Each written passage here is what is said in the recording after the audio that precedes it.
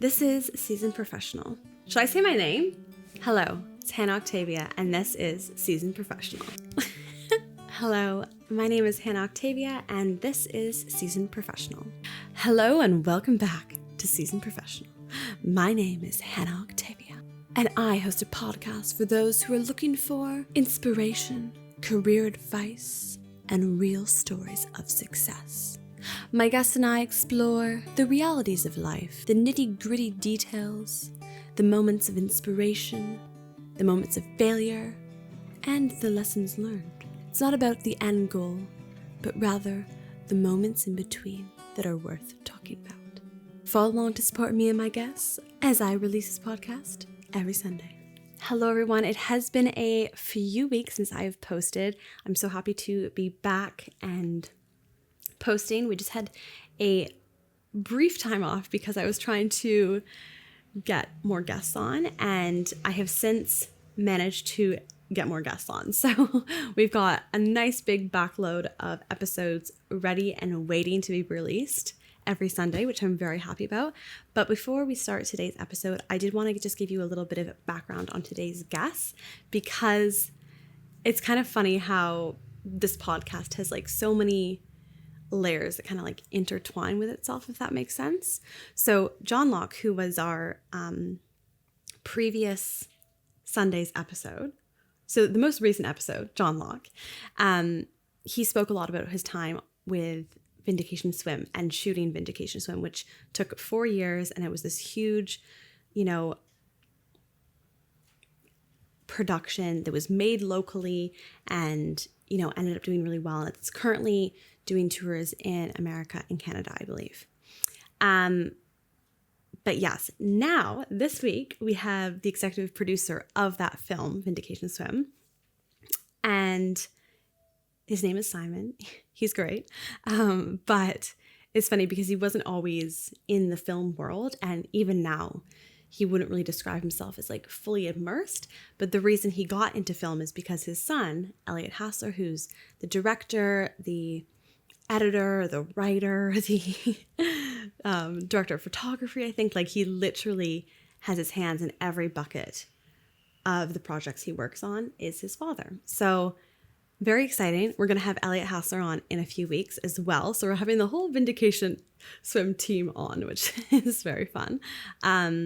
But yes, that's kind of the background. Just wanted to have that brief little bit at the beginning because we do jump right into talking about Vindication Swim, and I wanted you to be clear on the connection. So without further ado, I hope you enjoy this week's episode. Don't forget to subscribe, like, do all the things.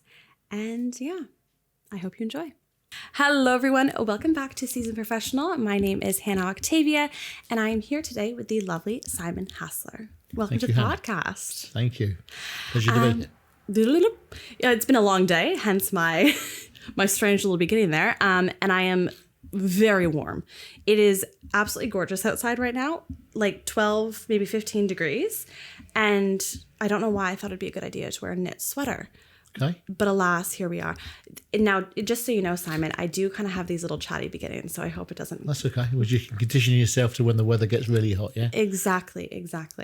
And actually, Simon brought some lovely mugs for us today. It has lit a bulb in my brain to essentially pressure myself into making my own mugs, because this is genius. This is honestly genius. So before we start with our typical first question... just tell me a little bit about what this is. A brief synopsis. Okay. Yeah. So when we come on to things like this, or go into news channels and take the film to the States, etc., I don't really want to use their mugs. I want to use mine. So exactly. I want to use your mugs. Exactly. So I thought good idea. Bring them with me. Try them for the first time. So this is the first time you're using them? First time we've used them, yeah. This is a big occasion. It is a big occasion. I feel so very the mugs honored. have their debut. I feel very honored. That's probably me as well. So when you're on the big talk shows, you can be like, it was on Seasoned Professional first. Exactly, yeah. Do you want us or don't you want us? Exactly. Fabulous. But yeah, we'll get started with our very first question, which is, tell me what is going on with that picture. You can grab it off the wall. So take I a am look a at it. typical. I picked this photo because I think I'm a typical 1970s child of the UK, in Britain, England, or whatever you want to say. But yeah, got great parents, really work hard, had no money, lived in a crappy 1-bedroom damp council flat, or actually privately rented but damp flat in the centre of Brighton. So, plastic spoon in the mouth, as the Who said. But what you realise when there's deprivation and, maybe times like this now, is that, try and find your own way, get through, understand what you don't want to have in when you get older. So for the youngsters of today, if you don't want to be poor, or you don't want to have this, or you don't want to have that, you learn all that through your childhood. So I sort of, if you like, use the negative quite well to motivate myself through life, and I think it's worked to date. So I thought I'd choose that because I love my mum and dad, and I actually really love my childhood. We didn't have anything, but it was a really great time. I loved it, and the 70s for me were really interesting, really great. Looking back, made great friends, and it probably conditioned me to where I am today. So that's why I chose that photo. And are you an only sibling or an only I am, child? yes. I'm the only child. Sort of had to force myself upon people to make friends, Yeah. So it's quite funny because my wife has got a sister, so she always finds it a bit weird because I can go up to talk to anybody. I can knock on a door, don't know who on the other end, all relaxed by it. It doesn't really faze me. So as an only child, I think that you do have to overcome those fears of rejection or whatever it is. So I'm quite happy that as a kid, I'd go to the playground on my own. I was quite good at football, so I could play football. We could chat and get to know and mix with people really well. And I think that was because I was an only child. And that manifested its way into my career, I think. I'm probably an emotional thinker as opposed to an intellectual thinker. And often people like that and you warm to people. And so I think, being an only child was quite fundamental to how I've developed and, my adulthood. It's interesting you say that being an only child had, kind of forced you to step outside of your comfort zone, engage with people that you might not normally talk to. Whereas I always viewed only children as being super shy and not having those abilities. So it's interesting that it kind of did the opposite of what I would have assumed it would, and created this almost extroverted person. Would you say that's how you describe actually, yourself? so there's some scenarios I am quite shy, and then some I'm not. So I guess no one particularly likes loneliness, really. Yes. So if there's lots of people around, I think I generally make friends quite easily. But when we go on holiday or things like that, and I'm with my own family, I'm not. They'll probably disagree with my family, but I'm not that fussed about running around mixing with people and making friends. I don't need to do it then. Yeah. But when there's a need, you I'll can do it. Yeah. Exactly. So it's sort of this hybrid. So I can be shy when I need to be, and I can be extrovert when I need to be, and it sort of blends quite well. Yeah, and I can definitely see how that would be a benefit in the business environment, and kind of knowing how to integrate yourself in different situations. Indeed. And, be respected, be, appreciated, whatever it is that you're trying to achieve, it can be done through that understanding of how people work, I suppose. I think so, yeah. And I'm not really fazed by, so in my business world, so my sort of financial planning business world, I deal with lots of rich people and very intelligent people and things like that. And then I also deal with people that, have made money and they're not, not saying they're not intelligent, but, they're of a different class system potentially. And, I can deal, I can transact. So I'm very comfortable with speaking with anyone. And, I would, quite comfortable to chat. I can walk the dog around the beach and there's loads of different people from different walks of life. And I get on equally well with everyone. So it's quite a nice thing I've probably developed in my childhood to have that comfort to be with anyone. As long as they're good people. Yeah. I don't really mind, where they're from, what their background is or anything like that. Yeah. So, and do you think it's a common interest that you pick out when meeting new people and being able to,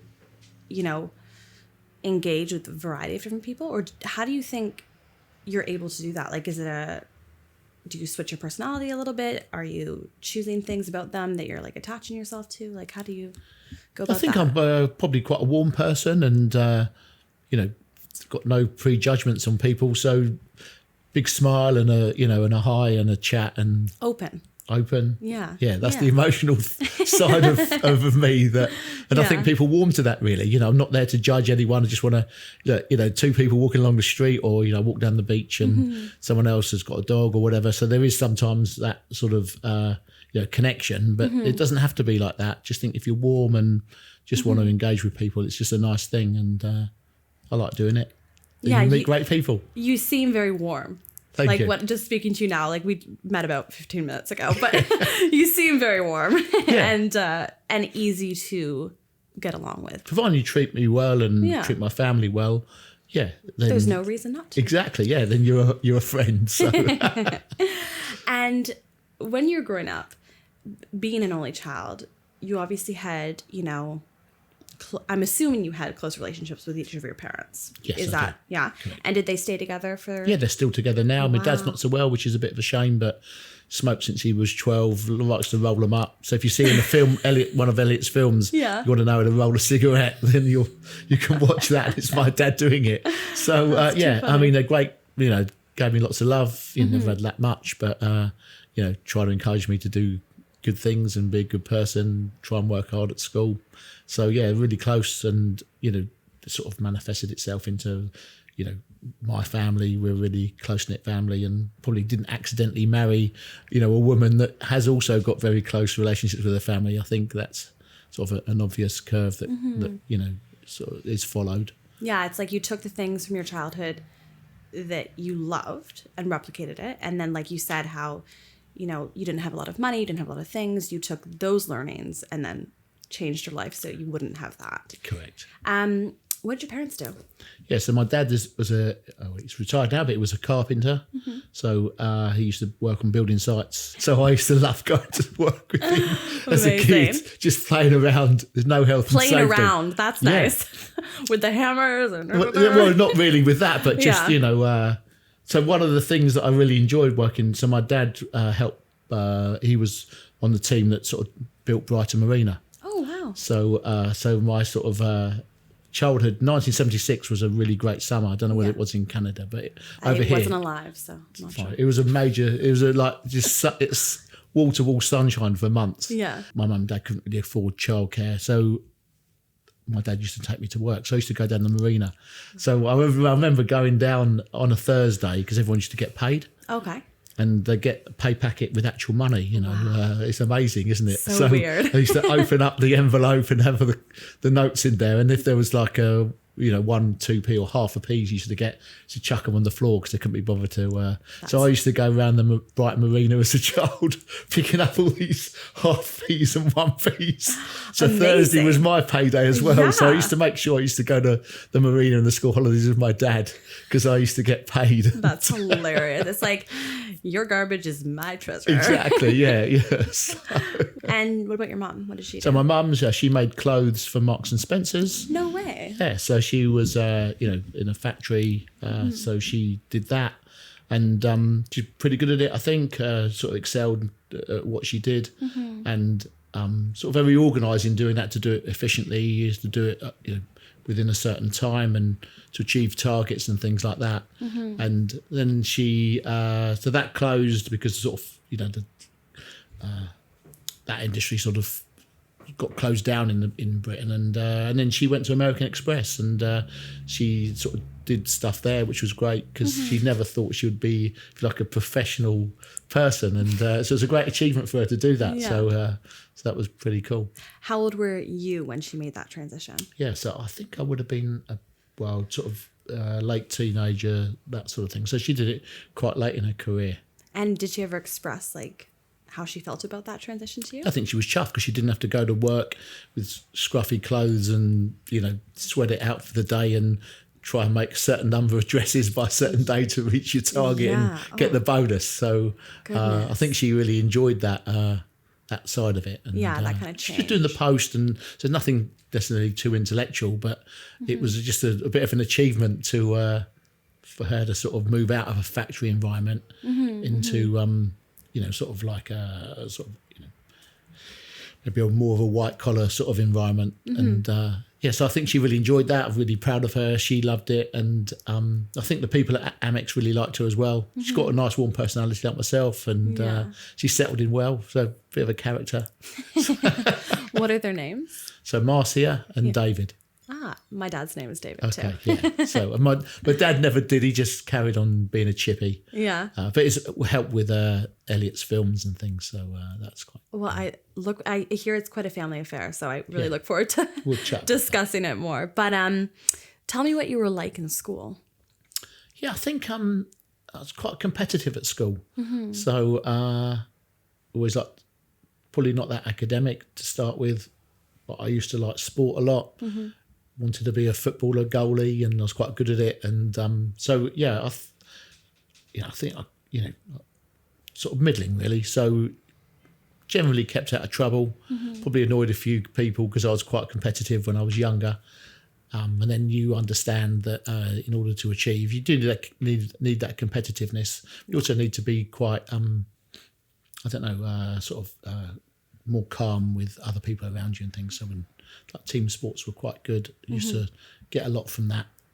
And jumping around, throwing your toys out the pram was never that good as a team sport. So head down and try and do your best. So at school, sort of first school, sent with Brighton. I think, I was probably a bit of a rogue, but, a nice kid, nice rogue. And then went to Dorothy Stringer, which is a big school still here in Brighton. And then you're sort of, in a massive environment. And, I found that quite challenging, I think, to start with, because I'm from one of the smallest schools in Brighton to one of the biggest schools in Brighton. Yeah, that's intense. Yeah, you're not a big fish anymore. No. So learn on your toes, and but then you make good friends, and that helps, I think. So I made really great friends at school at Dorothy Stringer that I'm still friends with now, and so friendship was forged in those environments, which helped me, I think. And did you, when you were going through school, you obviously had this like love for sports, you were super competitive, you had all the friends. What was your like ambitions for the future? Did you have like an idea of what you wanted to do with your life? Well, I sort of had this pipe dream of being a professional footballer when you're really young and naive and think you can do that.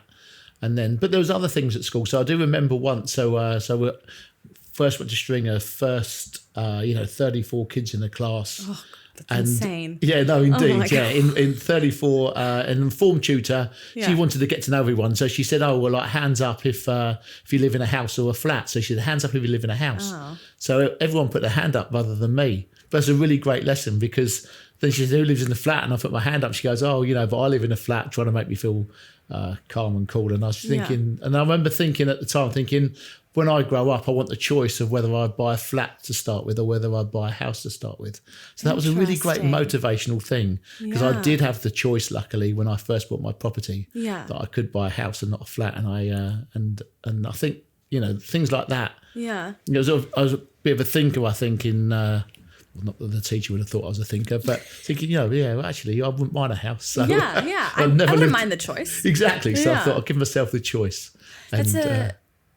Just being a teacher myself, that's a strange question to ask students. I think so, yeah, but you weren't there in 1979. That is true. Which is a different...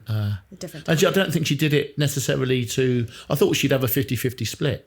I would have thought she had a 50-50 split and she too. Didn't. She probably thought she was going to have and she's like, oh shit. She had a 33-1 split. Oh God. So it's like, I shouldn't have asked this question. Exactly. So she said to me, no, I live in a flat and I love living in a flat, and giving me all the great reasons. And I actually do like flats. So it's not I love a flat too. No, indeed. So, and it's a lovely place here, the lovely views and the sea and stuff. And so, but you asked me that question, and that was one of the first. That was my first memory at Dorothy Stringer, and and it was sort of stuck with me throughout, really. And it was it gave me that motivation, maybe. Yeah. Exactly. So in terms of like career and stuff, was the motivation to be able to almost like be able to choose things in life, not necessarily a specific career? Was it more like gaining a certain amount of financial stability? Like, Yeah, you know what I mean? I understood that, you can do things within reason. Mm-hmm. So if you set a goal that's just not achievable, Give me an example. I don't know, buying an island, I don't know, something that is, just never going to be able to, Yeah. if it's within reason, then you should try and aim to do that. And it's quite difficult now in Brighton and probably lots of places in the UK actually to aspire to get a house because it's bloody difficult. But then, timing probably worked out quite well because, when I was ready to buy a place with my wife, we could get a house. But, I made sure that I put myself in a position where we had that. So I did save and understood the value of money and, and just, I guess, sort of slightly accidentally and slightly engineered, we managed to achieve what we wanted to achieve at that stage in our life. So it was good. And finishing up high school and all that sort of stuff, what was kind of like your next path? Did you have expectations from your parents to like do a specific thing? Did you have ideas of where you wanted to go? How did that all work out? So I think my mum and dad, or certainly my mum, didn't want me to go to university. Really? Yeah, because I think because she didn't want me to move away, and it was, I guess better for, Financially? No, well, not necessarily that. I just, go to university and you might end up going to a different part of the world and she might never see me again. So, it's sort of one of those things. So, Ironically, here you are. Yeah, indeed. So, she never told me that, but I just got the feeling because, when I went to sixth form, it's slightly more of a struggle to achieve, and and I'd sort of burnt out of doing education, I think. So she didn't really want me to do manual stuff, I think, and I wasn't that good at it, even though my dad was on the building, and I think she probably preferred me to have something like Amex or sort of white collar worker stuff. Yeah. So going to a bank was a good. Sensible. Exactly, yeah. So, which I did actually do and hated it. Yeah. But so I think I realised when I went to sixth form that if I'm going to do further education, it wouldn't be straight after sixth form. It would be another stage in my life. I see. So you needed like a little bit of a break. I needed a those total things. break. Yeah. So 25 years. Oh my God. 25-year years break. or whatever. Yeah, exactly. So That's too funny. Yeah. So I burnt out of education. Yeah. I am not shocked by that. It's amazing more people don't say that they're like burnt out. Like people always say, they take a gap year or they do like a victory lap. I'm not sure if you're familiar, but like back home, it's like you take another year of school and it almost would be better to just say, I'm sick of education and I need a moment to figure out my life. Exactly. Rather than saying, oh, I'm just putting it off until next year, because a year goes by so quick. And I guarantee many people that, like I personally went right into university, and I don't think I would have done it another way. But then again, my parents very much wanted me to go to university, and so did I. But just, it's interesting to think if we were just honest about why we were doing the victory lap or, the gap year, maybe we would be in a better space almost. But you graduated, and then what'd you do? Obviously, did you have to get a job? Did you go path of traveling? least resistance, really. It's quite easy to go into a bank. Yeah. So I went into the bank. I walked in the first day and pretty much realised I didn't want to do this. Yeah, no shit. Yeah, it was trapped in these four walls. I can't be trapped in these four walls for 40 years. And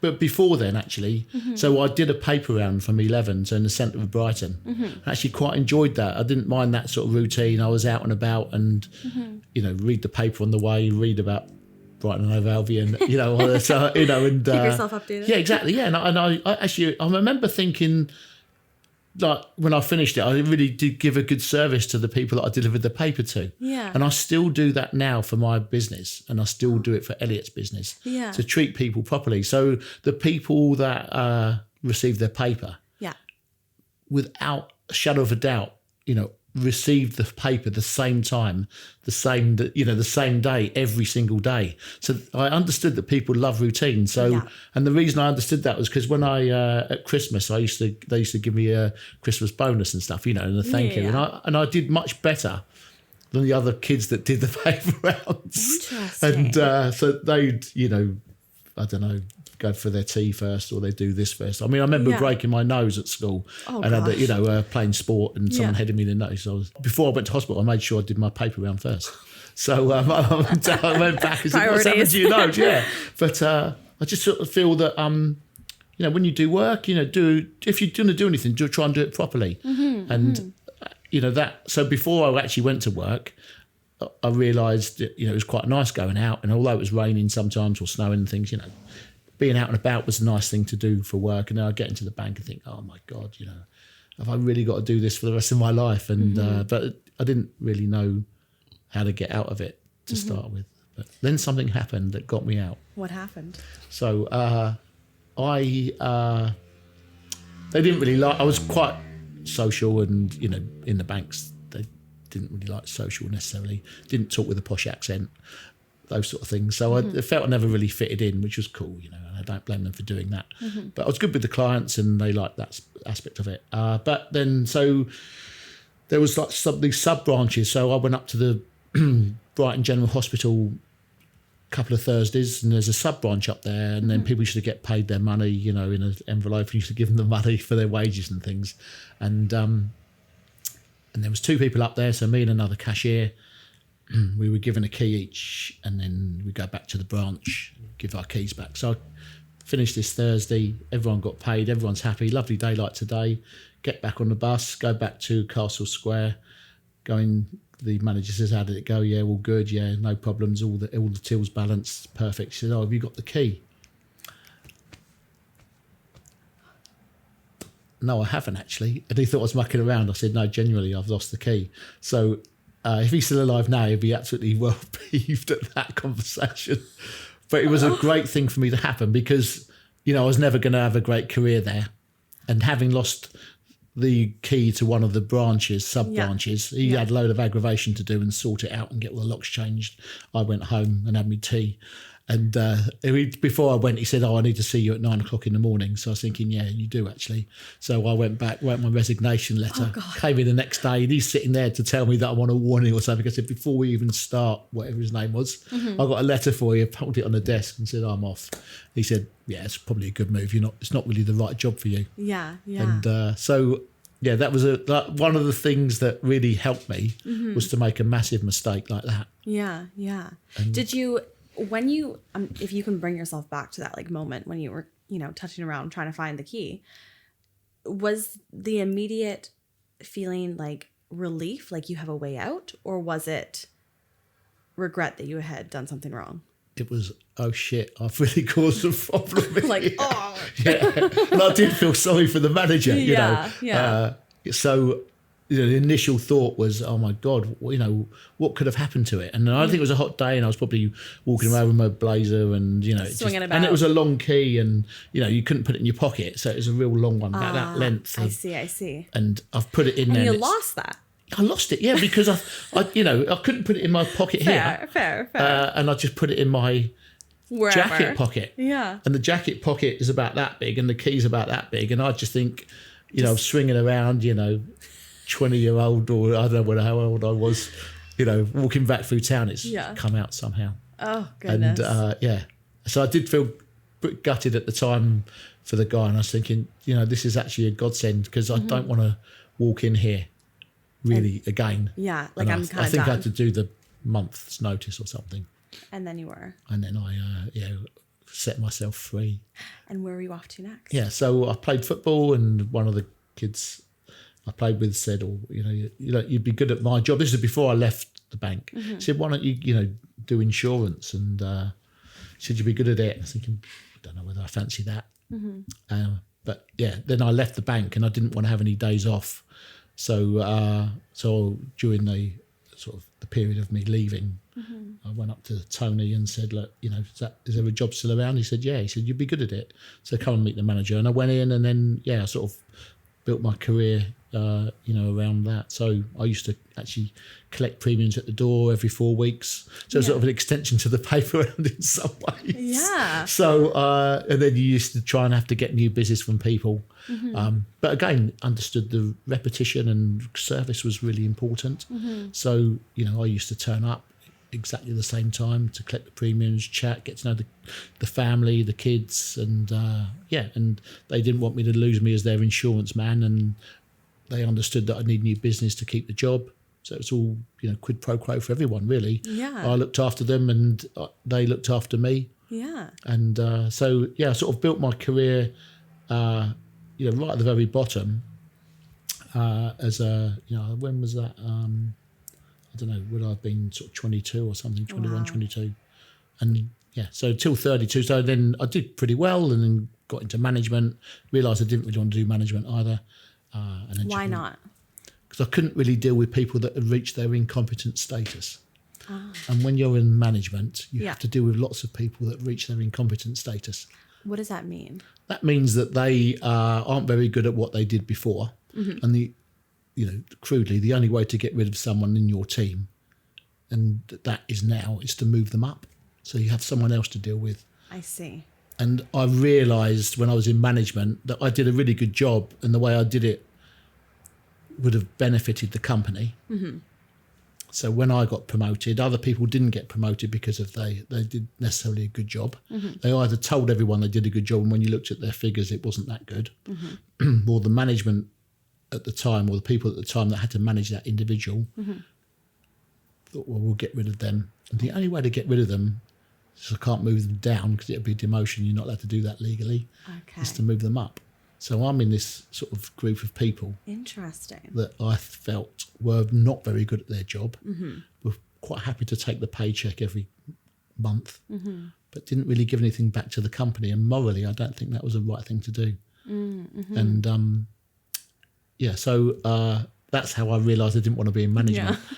If I'm good at my job, I just want to do what I'm good at. Yeah. And let the results be what they will be. Yeah, and I'll either swim or sink by my results. I wasn't going to be sinking by them. Yeah. So when I was at what was at the time Refuge Assurance, I'd had 10 years, had enough, and then went to a really great company called Standard Life, and certainly initially they looked after me really well, and I looked after them. I did really well, and had no desire to move into management there, and I did a great job for them, and that lasted another 10 years.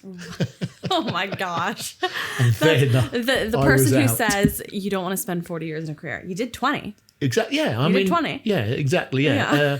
I think probably 10 years is you understand if you want to stay there or you don't want to stay there. Try and do the best job you can for the company that you're with, because it's not going to do you any harm by doing that. Because if you're successful, then it leads to a better job. To better things. Yeah, exactly. Yeah. You see, I am notorious for never sticking anything out through. I'm looking at Clay because he knows that this is true. And he's so, I just hop around things all the time. And I don't think I've been out of a job for more than 2 years. And I don't know why. I don't just stick it out. And perhaps I need to kind of give in to the fact that I need to kind of see things through in order to get a full understanding of what it'll be like. Well, if you go back to what I said right at the very beginning, I was only at NatWest for a year and a half because I understood I didn't want to do it. Yeah, but a year and a half, I don't even know. If I didn't want to do something, I would have been out of there immediately. Okay. Yeah, I just don't think you maybe... I mean, for me, I just need to really understand. I mean, I walked in thinking I didn't want to do it. And then you walked out thinking, I really don't want to do it. Yeah, and then I had to walk out because there was no career and things. So if I want to get that house instead of flat, I needed to be quite good at my work. Yeah. So I walked out. So with someone like yourself, you give it time because actually there might be this spark that you haven't found yet. If you're only going to give it a couple of weeks or a couple of months, you might not find that. Yeah.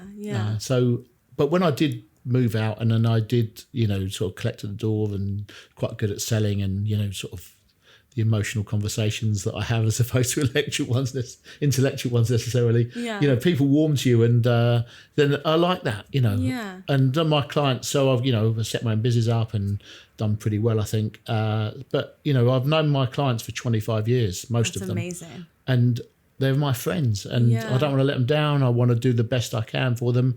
And, you know, they sometimes ask me when I'm going to retire. I don't know whether I do want to retire, really. Yeah. I really love the job that I do. Yeah. And because sometimes you never find it, do you? And I found it quite early and really enjoyed it. So That's amazing. why do you want to give that up? Yeah.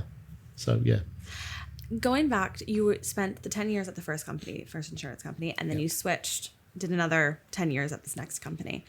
What made you leave at the age of 32? Okay. I was in management, didn't really like it. Mm-hmm. And there's lots of changes in the industry. Mm-hmm. And really, as a sort of sporting scenario, really, so refuge assurance were sort of in the bottom of the league. They weren't that good. It was a really hard job, mm-hmm. you know. And so although I quite enjoyed it, you know, I just felt I'd done my time there. Yeah. And I'm going to step up to the Premier League. So at the time, Standard Life was, you know, probably one of the well-known, best, well-run companies here. Mm-hmm. They did want me because I did a good job at the refuge, and so I went into there. Just a natural step, really, and mm-hmm. You know, I earned more money, but I dealt with sort of richer people. It made it easier, mm-hmm. and you know, because I could deal with sort of people that didn't have much money or did have lots of money.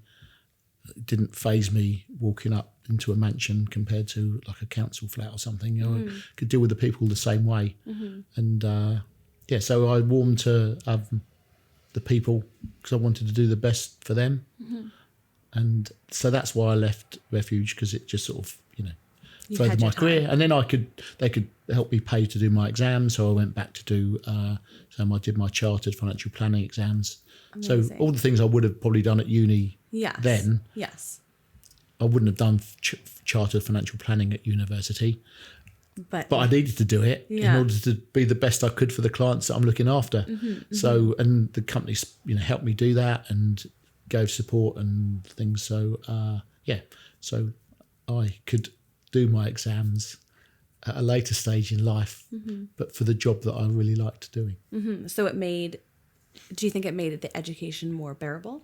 Yeah, definitely. Yeah. Because actually it was more tangible. You know, I had clients that needed to know how best to deal with their money and how best to, you know, sort of, you know, legally avoid tax and, mm-hmm. you know, and tax management and things like that. Mm-hmm. So, you know, when I did the exams, I had clients that, you know, I needed to pass that information on to. And so it wasn't just doing an exam because you might find someone that you might help in the future. I mean, I was helping the people at the time. Yeah.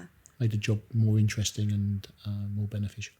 Yeah, I think that is often an issue with students, is the inability to understand how this will apply to the future. And I think a lot of things in education do not apply to the future. So indeed, yeah. it's a struggle when someone says, "Oh, why does this matter?" And you have to come up with some answer so you can do challenging things. Indeed. So you can do challenging things. It's very important. Yeah. But at Refuge Assurance, yeah. So that was an insurance place. And then Standard Life, is that also insurance? Well, sort of, but it was more into sort of financial management. Okay. And so it was a bit of a transition at that time. Yeah. Yeah. But they both wanted to provide people that would provide a good business relationship with their clients. Mm-hmm, mm-hmm. And so the Standard Life one was the Premier League, you know, and you know, you were dealing with more money, the pressure's more, the responsibilities that much more. Mm-hmm, mm-hmm. But I felt the responsibility was both the same, because if you haven't got a lot of money, mm-hmm. you need the bits that you can afford to save and help for your future to work equally as well as if you have got lots of money, you know. So I didn't see a differential there. Mm-hmm, mm-hmm. But yeah, it's good to go to a brand that is, you know, reputable. Exactly. Yes. And didn't do me any disharm whatsoever, and I really enjoyed working there. Mm-hmm. You know, almost to the end, and the region incompetence status thing came up again. I see. You know, after the 10 years I was there, mm-hmm, mm-hmm. and I was thinking, I don't really want to deal with people. I just want to deal with the people I want to deal with. Mm-hmm. So I either put up and, you know, not enjoy it anymore, or I get out and set my own business up, mm-hmm. and trust that I can do it well, mm-hmm. and trust in my ability. And so that's what I did. It's a pretty big step. It is pretty, yeah. Yeah. Did you, like, you know, the 20 years prior, did you have the inkling that you were ever going to set up your own business? Or was it a fairly fresh idea when you left? Well, in some ways, you have your own little business within the companies that you work for. You have your own clients. You have your own clients, you look after them well, and you try and get new ones. So I sort of saw it as my own business, and then I think sort of, you know, the evolution of that is you then actually do get your own business. Yeah, yeah. And I haven't got to deal with anyone I don't want to deal with. And if I've got clients I don't want, they don't become clients. I haven't got to deal with management that are telling me to do things that they couldn't do. And I had the freedom and the pleasure to go on my own, make my own decisions. And, you know, I really like that aspect of my life. Yeah, it sounds like you got it figured out. I think so. Sounds pretty nice. It's funny because a lot of the guests that I've interviewed beforehand are like very much more in like the creative industries. So, and you know, your future aspirations is a little bit more creative, but it's interesting to hear just like the like not, how do I put this without... You can be as frank as you like, because I've got thick skin, so don't worry. I'm trying to say that you have a very normal job. I have got a normal job, yeah. And it's wonderful to hear you so passionate about it. Yeah, no, because if you're going to work, you spend a lot of your time in your life at work, and probably more than you do with your family. I know, isn't it sad? It is, yeah, but it's not if you enjoy it. If you think you're doing a good job and you like the people you're working with, it doesn't really feel like work. I see my clients now, and I do the same, try and do the best I can for the clients that I've got, and they clearly value it because they've been with me for 25 years, you know, and I really enjoy it.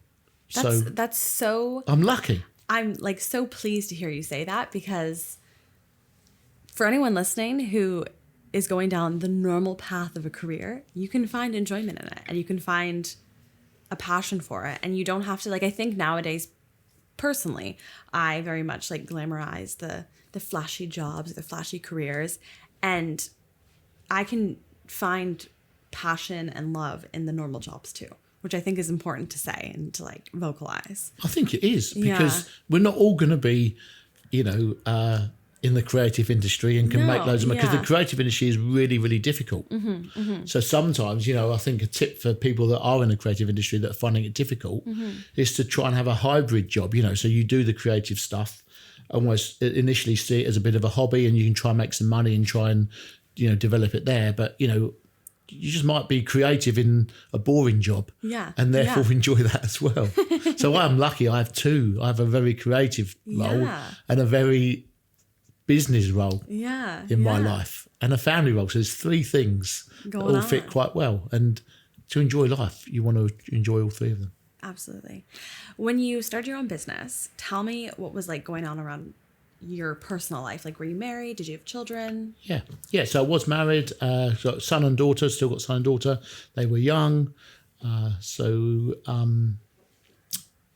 mean, we sort of, you know, we moved and had the house we wanted, and saved a bit of money so that it gave us time to, you know, develop the business. So you do need to do that. And I do admire people that do it, don't have money, and do it well and make money, because I didn't have the bottle to do that.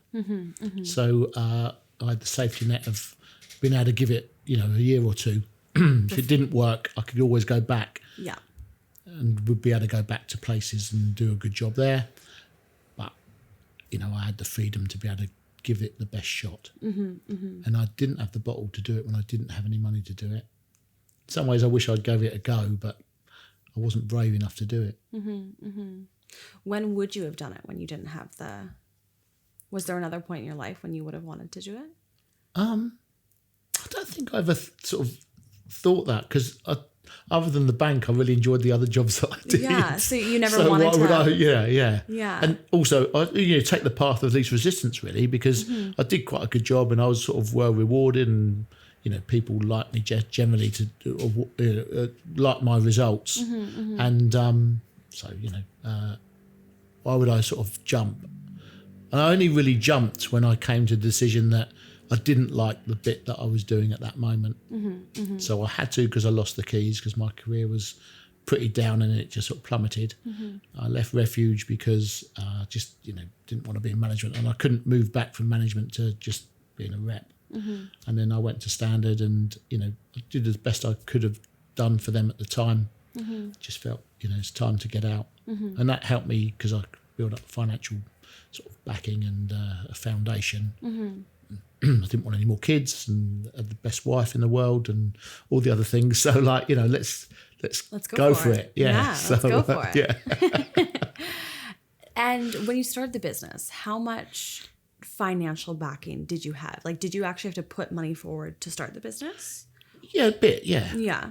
Not loads and loads, but yeah. How much? I can't really remember at the time. I don't remember thinking about it, because I could do it and I just did it. Okay. So I didn't really allocate. So it wasn't a stress. Wasn't a stress, no. And that's why I said I didn't. In Britain, you said, are you brave enough? Have you got the bottle? That's what. I was wondering what that meant. Yeah, it's probably a 70s thing. So are you brave enough to do it? And I wasn't brave enough, because I didn't want to jeopardise my family well-being and things. So once I got to a position where I didn't have to do that, then the natural step was to enjoy life. Yeah, I wanted to not have to deal with people I didn't want to deal with. And that became important. And if I can make enough money to do what we want to do within reason whenever we want to do it, then that's what we'll go for. And Kelly was quite keen to do it. I wasn't really enjoying, I was pretty good at what I did, so my targets were going up and up and up and up. And then they're never going to come down. And then you're thinking, well, how long am I going to live for? Because I'm going to be working really hard. I don't have time to see my family and do the holidays we want to do and things. So if I can strike the balance between earning a good living, having a good family life, that's what I'll do. And I can only really do that by my own business. Yeah. I don't know what just happened there, but exactly. Exactly is what I meant to say. For people that are kind of, normally I only ask advice questions at the end, but I'm curious if you do have a piece of advice for people who are trying to start their own thing so they can have that balance in life. What's something that they could implement now to kind of help them achieve that? Well, I do think what I did was try and do the best job I could do. Not the bank. I think I did the best job I could do. And I try and enjoy your job. And then if you do it well, it's never going to disadvantage you. Because if you do it well, you'll get paid quite well and you'll be valued. And then it can take you to other things. So if I didn't do that well in the refuge assurance, collecting at the door type job, Standard would never have taken me on. Because I wouldn't have had a great CV. So, by accident, I've got a good CV, and by accident, you're going to get a better job. And so I would say, if try and enjoy your job and try and find, even if you're not going to enjoy it all of the time, and I didn't enjoy it all of the time, but I always found out the bits that I did enjoy and concentrated on the bits that I did enjoy. And then I didn't worry about the bits I didn't enjoy, because I used to try and get my mind into the positive bits. And I think I've always taken life as a positive. Go back to the 70s, real deprivation, tough time, at that time of that sort of decade, and but I remember it being brilliant and really good fun, and so get the best bits from what you've got now, because it's not going to disadvantage you having that positive attitude, doing the best you can do with the resources you've got around you. Absolutely. Because it will just make life better in the future. Yeah. And a lot of what we talk about on this podcast is relationships that people build with people, and how essential that is to everything in life, to be quite frank. Oh, you're right. And I'm curious, did you take some of those clients into your new business? Did they follow you to your new thing? Yeah, because I'm just I'm kind of almost stuck on the fact that you did the paper route every single day at the exact same time. That is such a key thing to being a success. It's you're not saying that you're going to be here at 4 every day. You're showing that you're going to be here at 4 every day. And it's that consistency that people are going to rely on you. And that's how you become a success. I think so, yeah. Yeah. So you go right back to when I was 11-year-old. Yeah. Sort of understood people liked, consistency. Yeah. Yeah. And if I couldn't do it, Yeah. I wouldn't do it. So I never tell someone I'm going to do something if it isn't possible to deliver it. Be fair to people. But I didn't tell them because I just used to put their paper through the door. Yeah. They obviously really liked it because and often the same doors they would take the paper out. So almost they can understand me coming down the road at the same time when they come to the letterbox and pull it out. That's too funny. That's too funny. It's like, And then other things so I remember one woman came to the door and she said, "Oh, we'd really like it if you could put the paper all the way through the letterbox." Yeah. Because when it rains, the end of the paper gets wet. fair. And so a little thing like that. So I did it. Because I think, that's fair enough. Yeah. Thanks for letting me know, And she wasn't being critical. Yeah. But, some people might have the sort of mindset to think that's a critical thing to say. Yeah. And I was only a kid at the time. But I was thinking, that's a reasonable thing to say and I can do that. And if it makes her, experience of the paper being delivered that much better, then I'll do it. You see, how does one get that mindset? Because I think I'm more of like a positive person now, being like, oh yeah, no problem. Like, I'll do that for you. But I think there's definitely some scenarios that I would have been like, oh, how dare she ask me to do that? How dare she ask me to, go above and beyond or something? How do people like switch that mindset for them? Because I think that's also essential for building relationships with people. Like, you are putting them before yourself almost. Yeah, well, I think it's a reasonable thing to ask. It is a reasonable thing to ask. And therefore, why would I have a problem with it? But some people don't think that's reasonable. I guess so, yeah, because reasonables can be subjective, can't it? And I don't know. I mean, also, it didn't. If I hadn't done it, then it would have caused a problem because they would have gone to the owner of the paper shop and said, "Oh, I want another paper boy or girl," And I mean, not that I thought about that because I didn't really laterally think like that as a 11-year-old kid. It just seems like you had a very mature outlook on things. Like, that's a very mature response to that, I think. I think I valued that. I wanted a paper round and I didn't want to lose it. And there was lots of kids wanted my paper round and they weren't going to get it. You had the best spot on the block. Exactly, yeah. Well, actually, I ended up then the paper boy, or the people that owned the, so they streamlined the paper. So it was 2 rounds. And they ended up saying, "Look, would you be able to do 2 rounds?" So I cut everyone out of the neighbourhood who wanted to do a paper round. How dare you? Well, because I guess that, Quality. Sean around who lived around the corner from me didn't put the paper right through and it did get wet and they might have asked him to do it and he didn't do it, but the owner of the paper shop wanted the one that was going to provide him with the best service and the least complaints. I don't know whether that ever happened, but that's an example as so I didn't think deeply about it. I just think, look, if someone's going to ask you to do something reasonably, why not do it? If I'm going to walk down the road and I say hello to someone, I want them to say hello to me back. Not ask them to, do anything other than just be nice and friendly. So, I think, and I don't like people that treat people not very well, So, so at work, for instance, I think 90% of the people really liked me and 10% of the people really hated me. There was no one really in the middle. Interesting. So I was what you call Marmite. Yeah. Oh, yeah. And I love Marmite.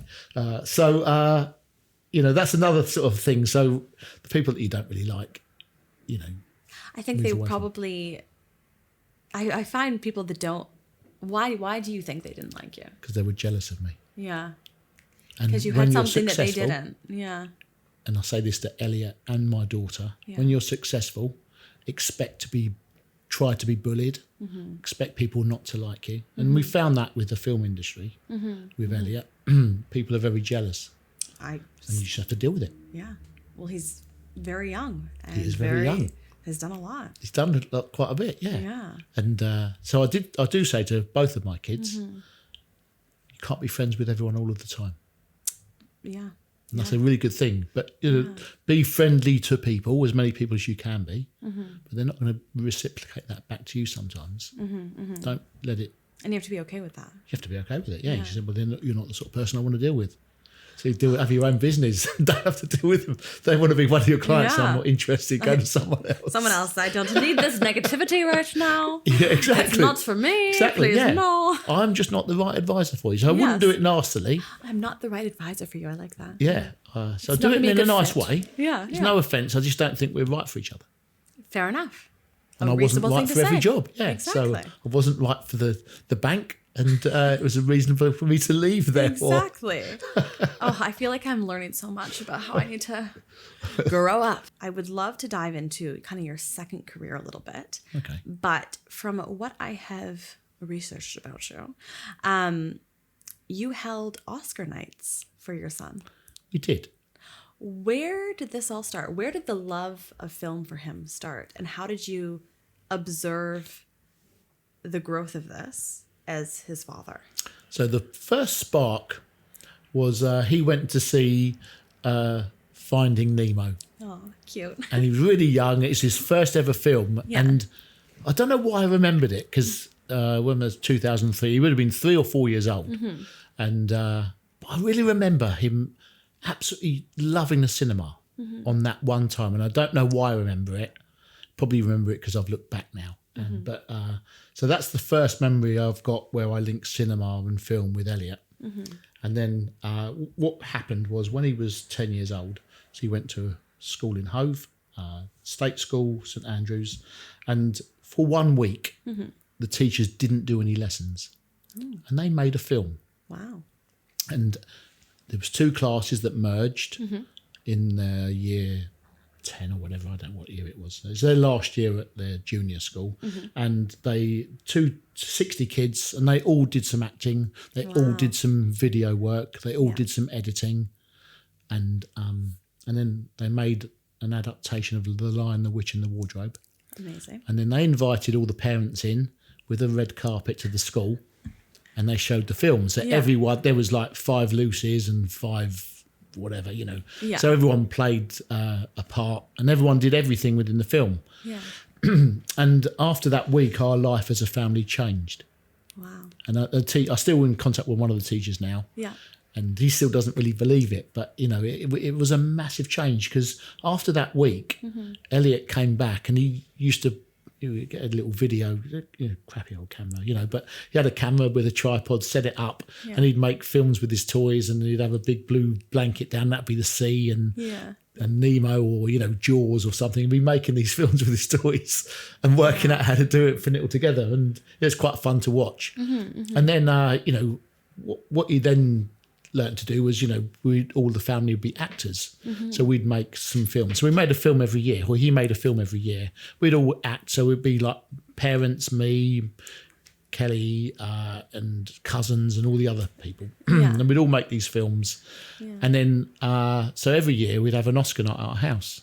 So we'd invite all the family up that helped with the film. We'd have our own red carpet. We'd all dress up, have photos taken, and we'd put on food and everything. And then we'd go up into our loft room, and we'd cram in there and have a big screen, and we'd watch the film. Wow. And then what happened was you realise it got better and better. And then the storyline developed. Yeah, exactly. And it flowed really well and things like that. And so when he was 14, he said, I think I'm ready now to make the film about Charlie, his great-grandfather. And Charlie Standing was a prisoner of war in Italy. Wow. And escaped. And so between the ages of 14 to 16, Elliott made what was then called Charlie's Letters. Is now called World War II, The Long Road Home. And we didn't realise at the time. We went on holiday, and we used to pick holidays.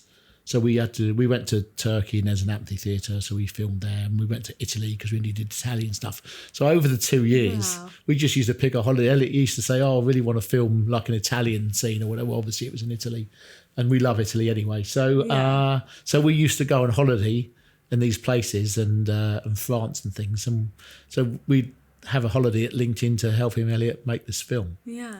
And so when he finished that when he was 16, one of the annoying things was that because he was under 18, he couldn't put the film, because he wasn't 18, he couldn't put the film in a film festival. I see. for health and safety or whatever. I don't know. Yeah. Spurious reason that isn't great. So I said to Elliott, look, let's go to the Edinburgh Fringe Yeah. because they don't have this rule about over and under 18s. And for juniors, if you like, call them, I don't know, you know, for young filmmakers, they generally would make short films. So you do get these short film festivals. But Elliott had made a feature film. So it didn't fit in. So I think it's so unfair. Yeah. So we went to the Edinburgh Fringe. Yeah. And it's a really great film. And anyway, so it got noticed by a film critic in New York. He must have been intrigued or whatever. So anyway, so he saw Charlie's Letters, it was called at the time, and then he really thought, my God, this is pretty good for a school kid. And so he did a critical review and got critical acclaim for it. I mean, Elliott hates the film. It's actually really, I watched it.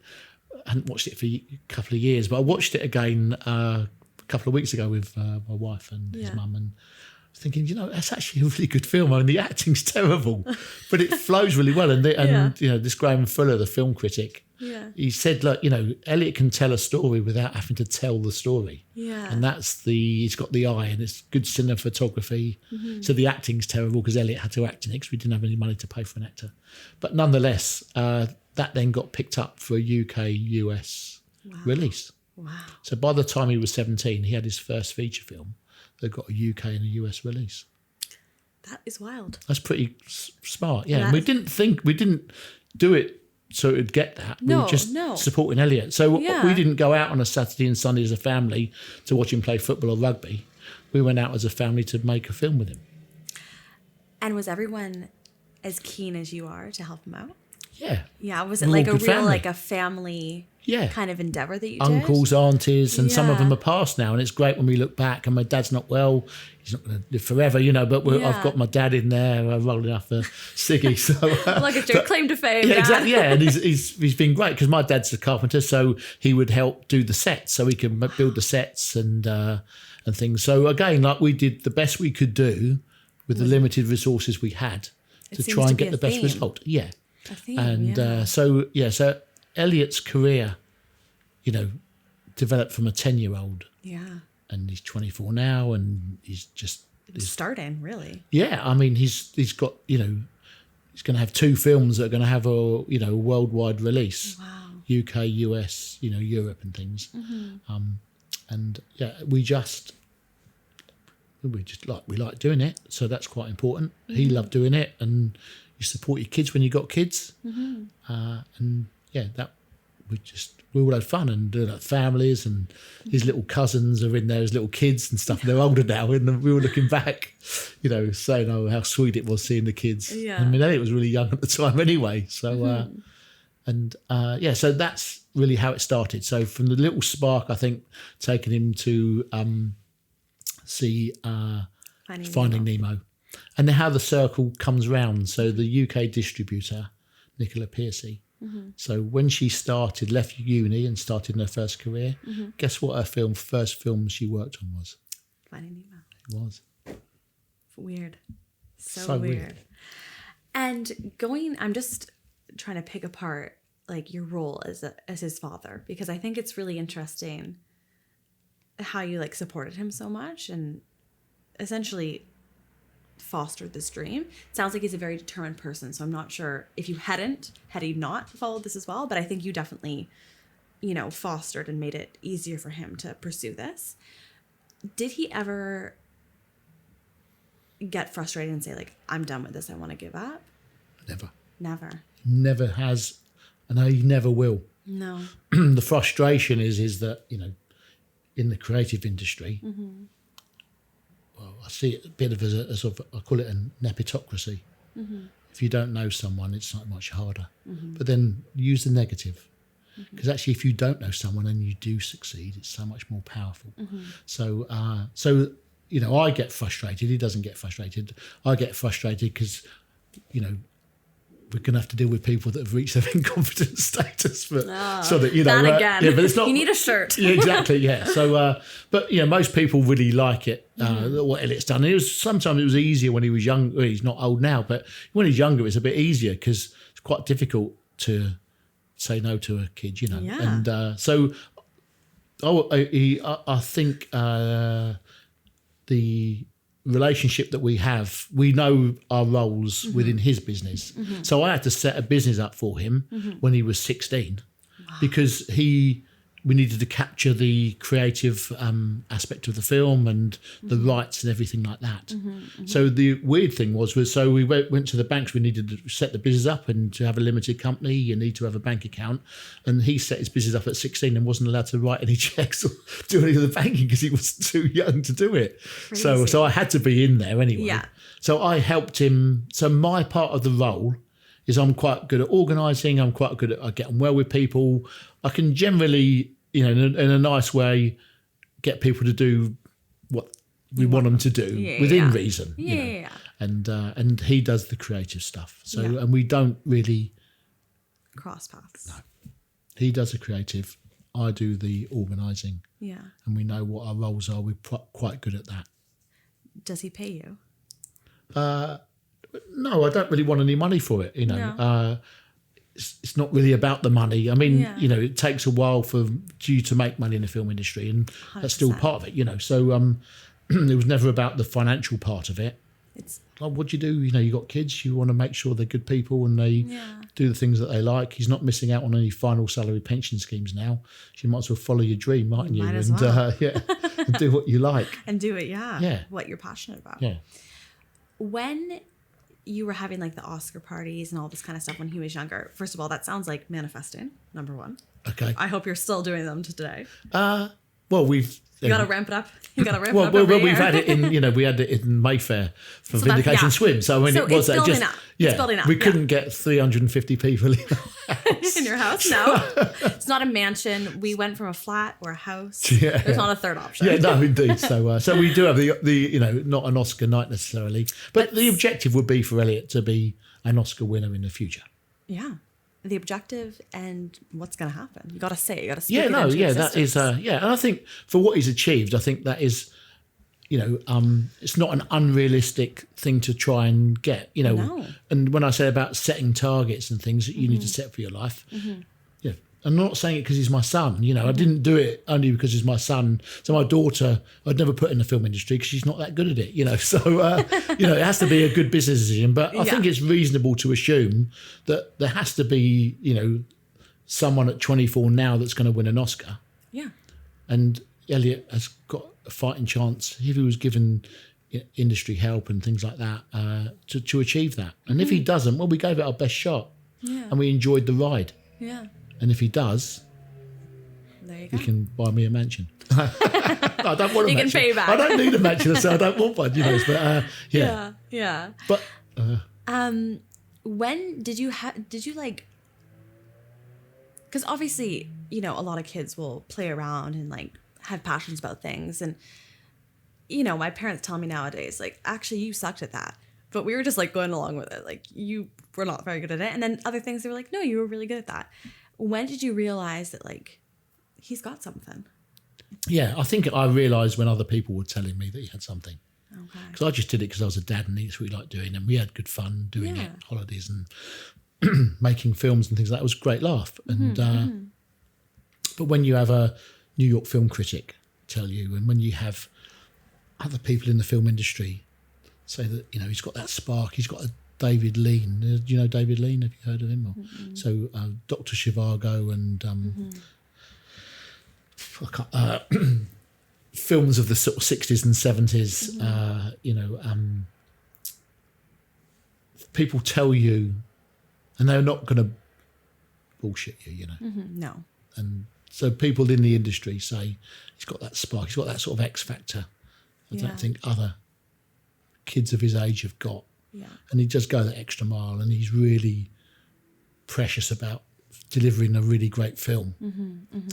And everything has to be perfect, and it is aggravation and real hard work, especially when you're filming at sea, to get everything perfect. But he won't compromise on perfection. And so when you do all that and you build this little pieces of the jigsaw, and all the jigsaws fit together, and then you have this film at the end, which is the whole slate on the table, and people say that is amazing. How does someone ever do that? And they say that now. How do you ever film at sea? And I don't know how Elliott does it. He just tells me what he wants to do, and we've got to try and do it. Crazy.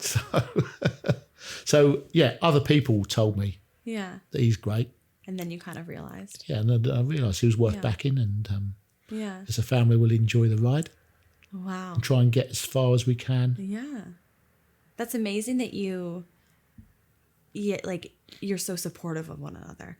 You know, I'm very lucky that my parents are also very supportive of me, but you know, I know there's a lot of people who pursue things and they're always trying to like get approval from their parents or try to make them proud, and it just seems like regardless of what your children have done, you've been proud of them.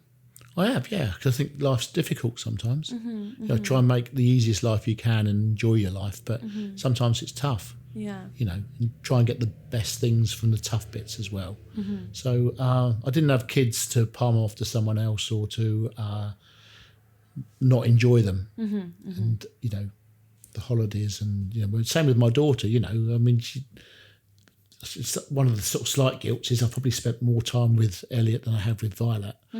But she wouldn't notice that, and I wouldn't want her to notice it. But, you know, one of my little regrets is that I wish I had a bit more time in order to give Violet. But she didn't really crave that time with me and things. And we get on really well, and, you know, great, you know, dad-daughter relationship. So, but, yeah, I think, like, with your mum and dad, you know, they love what you do. If you enjoy it, it's brilliant, isn't it, as a parent and your kids doing what they really like.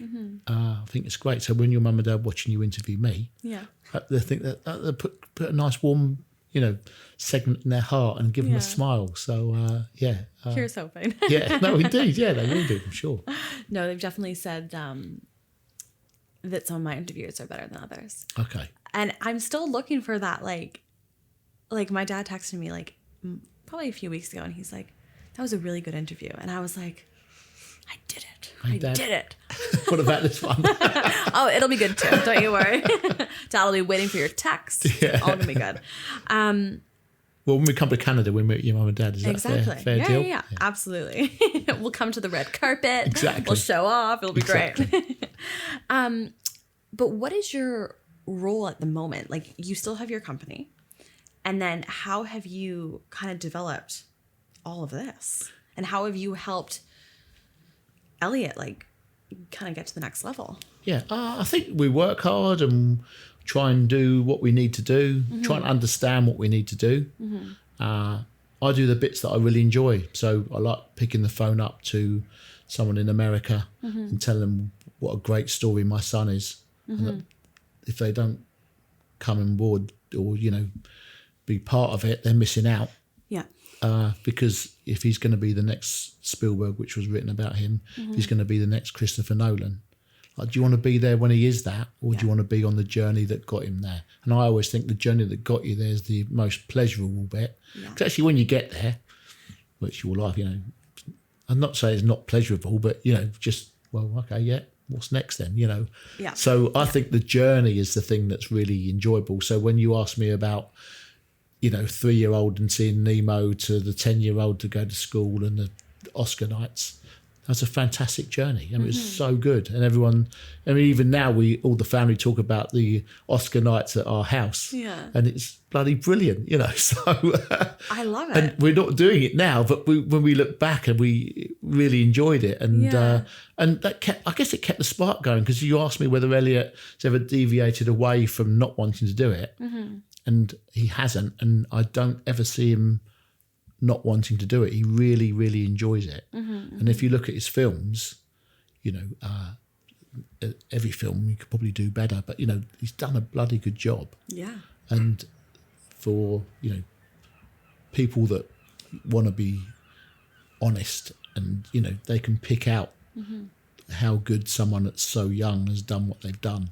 Some people will be jealous, and you have online things that you just park, and because they are jealous about being successful, and because they're not, and maybe they don't enjoy life so much, or they haven't found the job that they want, you know.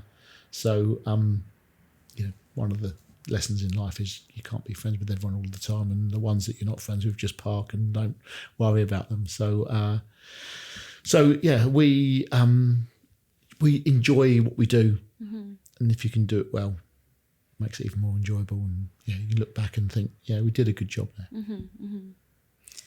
It's funny because I initially learned about your son before I learned about yourself. Because, we had a chat, didn't we? Yes, we did. And when I read about him, honestly, my first thought was very impressed by him. And also I was a bit jealous. Because I was like, how is he 24? Okay. And has done all of this? And I think, you know, this is why I think this podcast is so important, is because I can look at Elliott and say to myself, I'm jealous of that. Like, how did he get there? When in reality, he's been doing this since the age of 10. And no one talks about everything that came before it. No. And now, you know, it was just a brief moment of jealousy, but then I was like, wow, this is very impressive. And since hearing more details about him and, you know, how his family has impacted him and all these kind of things. And I actually have never met him, so it's probably weird that we're talking about him like this. Yeah. But, you know, my point is that you can't just look at the end result, and it's not even the end, this is the beginning for him, and think that you can compare yourself to that, think that they're better than you in some way. Like, it's so important that we go to the beginning and understand everything that it took. Yeah, and at each point understand that. So yeah, in some ways, you know, when I go back, if I'm slightly jealous of Elliott, because when I was 24 and I'd just left the bank, I would much rather been in the position he was in. I know. You know, but I wasn't. What the heck? But, you know, like, but there's a fine line between sort of, you can be jealous and you can take it in two ways. You can be, well, I'm going to get a positive out of this because, you know, it could inspire, it could, you know, let's understand what you need to do to try and, if you like, make life better. Or you can go the other way and think, I'm jealous and think, oh, you know, well, I'm never going to achieve it, so I'm going to try and rubbish this person, you know. And you go two ways. I mean, you know, I can't tell you which way to go, but I'd say the first option is your better way. Yes, because your life will be much better. You'll smile through life as opposed to crying through life. And it's not always, it's never easy. You know, you look at the end result and all the superstars and the Spielbergs and the Christopher Nolans and stuff, you know, all these people that, you know, Elliott sort of would aspire to try and achieve, you know, it was never easy. No, it's never easy. You never see that. You never see the hard bits because they don't want to tell you the hard bits anyway. Exactly. Because it's boring, you know. And but, I don't think it's boring. Yeah, no, but I mean, the hard bit, they are actually, hard bits are quite interesting. Yeah. But, you know, but you can, mundane. Yeah, exactly. Yeah, the mundane. Take the best things, you know. Yeah, yeah. And they would have had support from probably their parents, but if it wasn't their parents, they would have had family members. And you often hear singers or, I don't know, Amy Winehouse, I think, you know, someone that, you know, sort of had such a lot of talent, but, you know, there was people in her family that saw a spark and then they used it and then they ignited it and gave it the fuel to be fantastic. And all we did was really give Elliott the fuel and the energy to continue what he did. Yeah. And, you know, if someone's jealous about it, then, you know, I'm sorry, but, you know. Yeah, be inspired by it. Yeah, exactly, instead. You know, take the positive out of it. And, I wish I was like Elliott when I was 24. But I wasn't, but, you know, I still enjoyed life. Yeah, exactly. Well, I think it just goes back to the idea that everyone has their own path, you know? Probably, yeah. Like and I think if you know, we're getting very philosophical here, but if you hadn't gone through the things that you went through, then you might not have been the equipped person and the equipped father to allow Elliott to start his passion so young. Exactly. So it's this constant, like, I really feel like things are meant to happen the way they're meant to happen. Yeah. And I think you have a similar belief in that. And, you know, things are going to work out the way they're going to work out. And as long as you show up as like a kind person, someone who is willing to do the work, then generally life is going to. Yeah. And you've got to try and enjoy it. Yeah. And realise if you're in a job that you don't enjoy, you know, don't leave straight away, but, you know, understand that and then just try and find something that you do enjoy. So. Do you think everyone has like I don't know if the word would be like spark for a certain career, or like, do you think people are, I suppose that's the word. Like, do you think everyone has like a spark or something that they're meant to do? I'm not really sure, really, because I don't know whether I sort of fell into the job that I do and I enjoyed. It's a difficult question, I think. And some people do know. I think Elliott, has that spark and wants to do that. But it might not happen. He might not make a career out of it. I mean, he's still very young now. I mean, I'd be a bit gutted if he doesn't. But, but he does need the opportunity. I need to hand the baton over so that the industry and him develop, and whether it's in Britain or America or wherever it is, we still need help. It's not, you only just started, you know. Yeah. So, but you've had a good start or he has a good start. So I don't know whether we're all, I don't know. I think if you've got to enjoy what you do. Yeah. And we do work for money, don't we? Yeah. But I didn't get any extra by putting that paper right the way through. Yeah. But it was the right thing to do. Yeah. And then it helped everything else. It helped everything else. Yeah. Because I was the one that the owner asked to do the other round because he just got a load of aggravation from the other kid that was doing it. And, so often you'll do things you won't realise until afterwards that was a really good thing to have done. And, I walk down the beach with my dog every day, and I pick up litter because I think the beach is nice, pristine with that litter on. I don't have to do it. And the council pay for someone to do it, but I'm walking with the dog and I'm going to be walking past the bin. So, today I did pick up some plastic and I'm thinking, well, that's something the fish isn't going to eat and kill the fish. Yeah. And I don't get paid for it. I don't need to get paid for it, but I think it's a nice thing to do and the right thing to do. Yeah. So if everyone did a little bit of the right thing, then the world would be a much better place, yeah? Yeah. It's funny. Everything that you're saying right now, I listened to a podcast before you came, and they mentioned like the importance of doing like kind things for free, and the world will repay you. It will. And I'm just like, I keep getting this like replaying in my head because I feel like you are the epitome of that. Thank you very much. We are almost getting to the end, and Okay. I feel like we could chat forever. Possibly. But I would like to hear kind of two parts. So the first is your own personal business with the financial advising. What are kind of the plans for the future? I hear you don't want to retire, but what are the plans? And then on the other side, what are the plans with Elliott and with executive producing and all that sort of stuff? Yeah.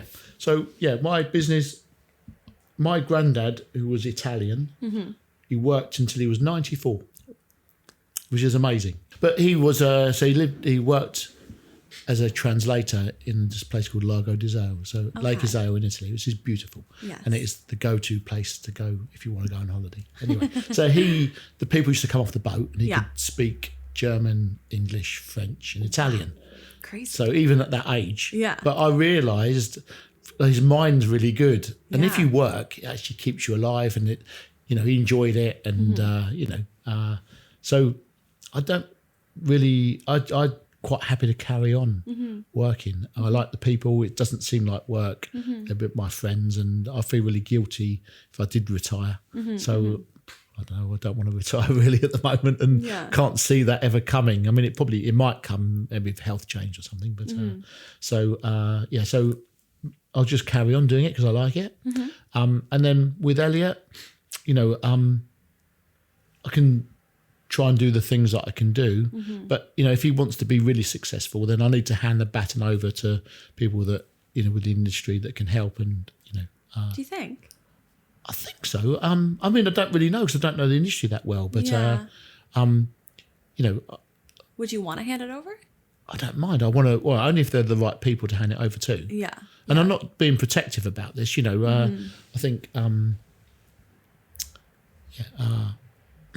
haven't got, 50 million quid to spend on a film. So I'm going to need someone else to help him do that. His next film's not 50, but, to be an Oscar winner, you need some funds. Unfortunately, you need loads of money. I don't see why you do. But, and the industry tells you that you do. Well, maybe you'll be the first annoying. not to. Maybe, yeah. You never know. So, but I think we'll find the path. Yeah. And, we're quite shrewd and we understand what's good and the next steps. And sometimes the next steps come along when you don't expect them to. So I can't tell you exactly how both of those careers are going to develop. But, as a 50-year-old, I sort of migrated into a new career and kept my old one. And I can do both. And, I think with Elliott, we'll find good opportunity and then we'll take that. And primarily your role with Elliott is kind of the outreach and that sort of stuff, correct? Yeah, so I'm producing it, organising it, and getting the things that we need. So we didn't have lots of money for Vindication Swim. So, one of the things that I'm quite good at is sort of encouraging people to help.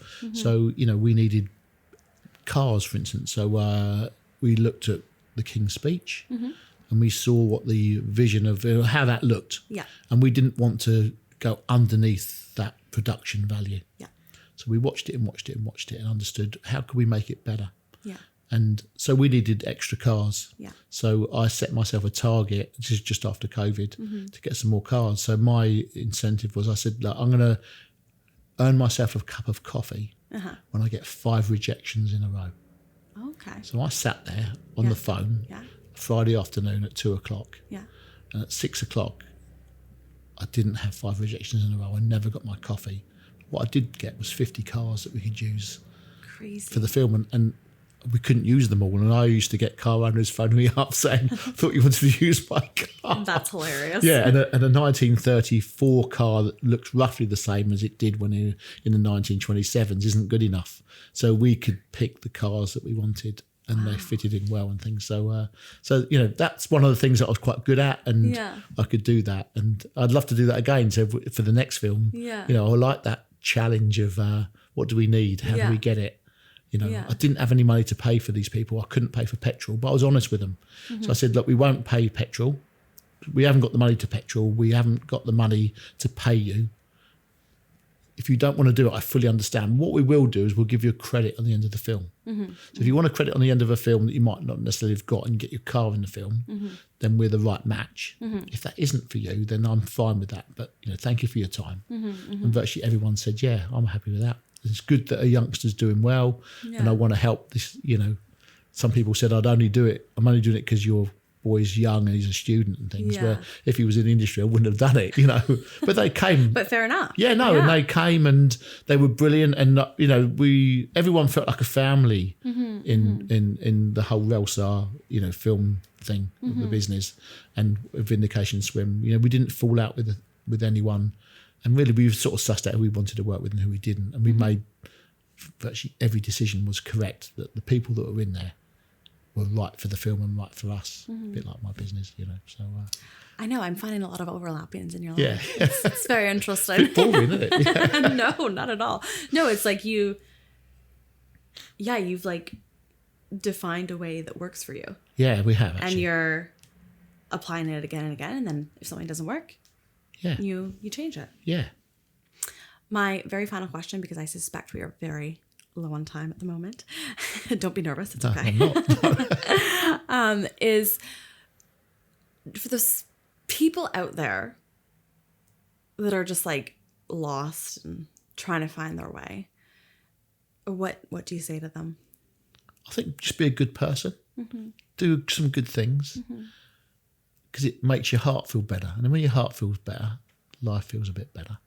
Yeah. And then all these little things can come into one big thing. And when you go for a job and you are that nice person, you're probably going to get the job that you want. If you're not that nice a person, you might not get it. So give yourself the best opportunities. Just do the little things and it'll make the good things, little things well and good and be kind. And then it'll make, the bigger decisions easier for you as a person, because you felt, I deserve what I get and I have been rewarded for what I've got. And I think that's how I've looked through life, really. Beautiful. Thank you very much. Cheers, Hannah. So much for coming on today. There you go. My pleasure. Hopefully it was all right. Hope it was a good one. I hope it will be a good one. I guarantee. Thank you so much for listening, everyone. We will see you next week. Bye.